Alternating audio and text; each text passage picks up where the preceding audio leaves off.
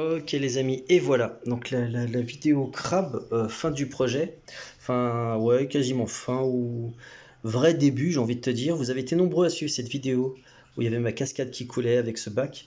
Là en fait j'étais en train de nettoyer les verres à l'intérieur. Hop, je vais vous montrer. J'utilisais ça, donc ça je vous en avais parlé, c'est un truc qui marche de ouf, regarde. Hop, hop, hop. Donc en gros, tu sais, il y avait plein de traces de calcaire. Alors là, forcément, on voit moins. Tu fais juste ça et je t'assure, ça retire tout. C'est comme ça que j'arrive à mettre mes bacs. Tu vois, alors par contre, il faut de l'eau, hein, le faites pas à sec. J'arrive à mettre des vieux bacs super clean et tout. Après, tu peux passer un chiffon dessus pour nettoyer et c'est bon quoi. Donc hop, ça je vous en parle après. Et je voulais vous parler de ça. C'est un produit que je teste depuis quelques temps. Là, regarde, tu vois, j'ai déjà utilisé tout ça. En fait, c'est tout simplement un produit fait pour essuyer les vitres d'aqua, parce que le produit pour les vitres c'est un truc de malade, hein, je vous assure, hein, je préfère avoir les vitres de mes aquariums crades que de mettre des trucs qui vont les polluer. Les nettoie-vitres c'est dangereux, je vous assure. Et là regarde, t'as vu comment c'est nickel. Alors je le teste depuis quelques temps, franchement ça marche super bien. C'est un produit vitre non toxique pour vos poissons. Donc t'as vu à un moment il y en a un petit peu qui est passé par dessus et franchement c'est, voilà, c'est pas...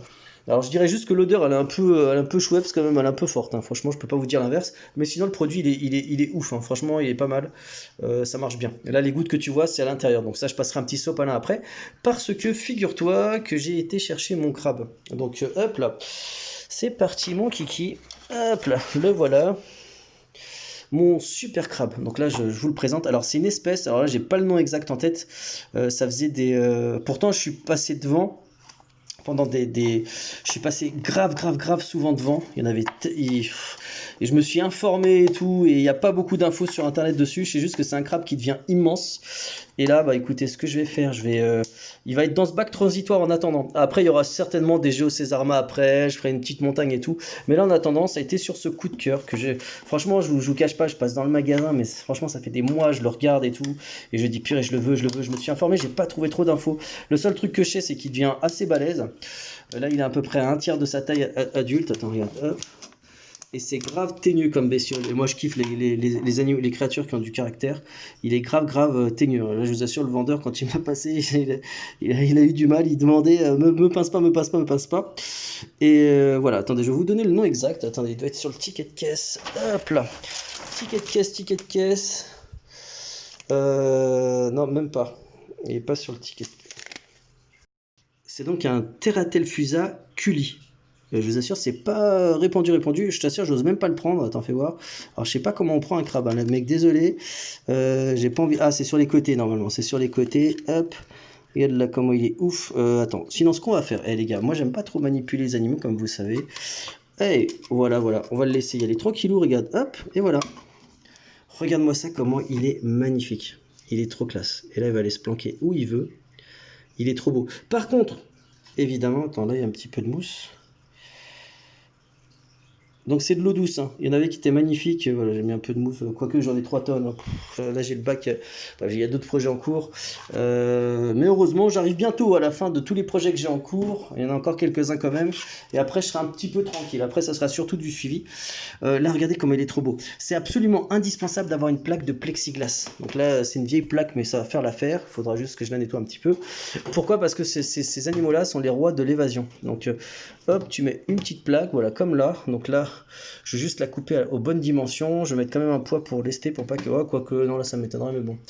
Allez, hop, on va prendre une petite caillasse. Voilà, histoire que qui soulève pas le couvercle. Et c'est parti, quoi.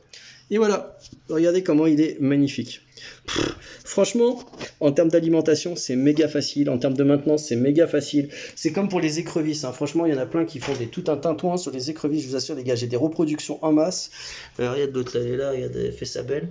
Sur des aquas naturels. Alors là, il y a un petit peu de dépôt parce que hier, j'ai rempli de l'eau, donc il y a un petit peu de dépôt sur les feuilles. Mais sinon, voilà, c'est en aquariophilie naturelle. En gros, tu fais quoi? Et bah, tu ne... Ah, regarde, il va se planquer par là. Il n'y a pas vraiment nécessairement besoin de filtre. Je vais allumer la pompe après. Je vous ferai un petit plan après avec la cascade que vous avez vu, dont vous avez vu le montage. T'as pas besoin de filtre. L'eau, voilà, il faut surtout, on va dire, de quoi filtrer l'eau et des matières poreuses. Donc là, si tu veux, c'est pas mal pour qu'il y ait de la bactérie. Voilà. Donc après, dans l'idéal, bah là, après, avec ça, c'est bien. Tu fais un petit dénivelé comme ça. Tu peux aussi faire une petite montagne. Et si tu veux, ça va faire une sorte. L'eau va comment dirais-je ruisseler le long de la terre et ça va faire, c'est ça qui fait la filtration. Donc là, la filtration elle se fera via les roches, l'eau en coulant là-dessus. Les bactéries dénitrifiantes seront en majorité là et ça va. Sinon, c'est pas des espèces très sensibles les crustacés, ça va. Alors lui, il a la particularité d'être à la fois aquatique et non. Il est semi-aquatique, donc quand il veut, il peut être totalement dans l'eau. Donc là, il aura de quoi faire. Hein, regarde, là c'est largement plus profond que lui. Et s'il veut être sur la terre ferme, il le peut. Donc là, il aura toute la liberté de le faire. Qu'est-ce que je peux dire de plus? L'éclairage, bon là il y a un éclairage pour la plante, mais tu n'es pas obligé d'avoir un éclairage. Voilà, du moment que... Franchement, c'est très simple. Hein. Vraiment, au niveau de la bouffe, par contre, si vous en avez plein, alors c'est ça le truc des crustacés. Regarde, tu vois, qu'est-ce que je te disais là, il est complètement sous l'eau, tu vois. Là, peut-être qu'on voit pas, mais il est complètement sous l'eau. Regarde, hop. Et voilà, bah là il s'est planqué, tu vois, c'est un petit malin. Hein. Ah, mais vu du dessus, on le voit. Tu vois. Voilà, quand vous en avez plein, en fait, c'est surtout, il faut beaucoup de cachettes. C'est comme les écrevisses, tu peux en avoir plein. Je vous renvoie à ma vidéo sur les écrevisses, je ne veux pas faire la chose, je ne veux pas revenir sur la chose indéfiniment. Ça m'a été confirmé par le vendeur, voilà, c'est assez similaire en fait. Il faut plein de cachettes pour pas. Et de l'espace si tu en as plusieurs, parce que sinon ils sont agressifs entre eux, surtout pendant les mues, et ils peuvent se tuer. Voilà. Là, c'est marrant, hein, tu vois, il est en train de prendre possession de son terrain. Il est en train d'observer l'aquarium, il voit comment ça marche, mais il est vraiment magnifique, hein, purée, il est trop beau. Ouais, les Géocésarmas, c'est mignon, mais bon, tu vois, t'en as plein. Les crabes vampires, tout ça, c'est du vu, déjà vu, c'est bien, hein, ils sont magnifiques et je pense certainement qu'à terme, c'est ce qu'il y aura dans ce bac-là. Hein.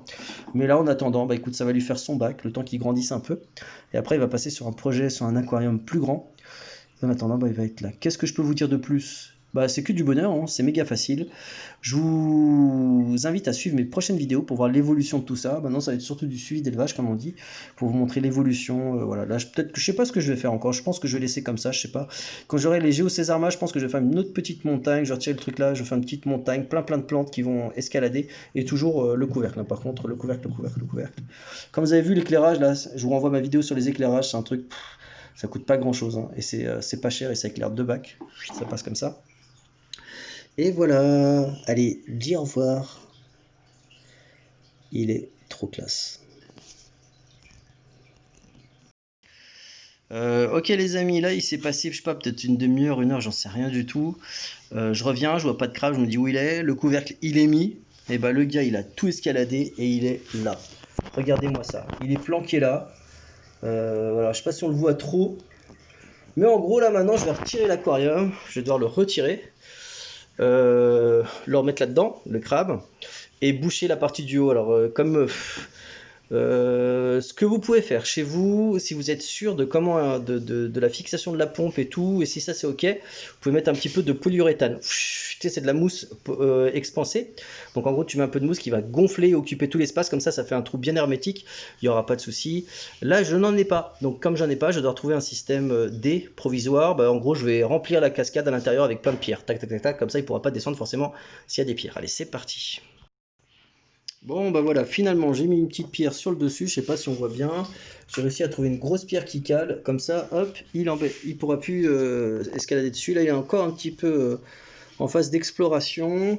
J'hésite à lui mettre une petite coco, donc une cachette naturelle pour qu'il puisse se mettre en dessous. Je vais voir, ouais, je pense que je vais la mettre comme ça, je vais la mettre là.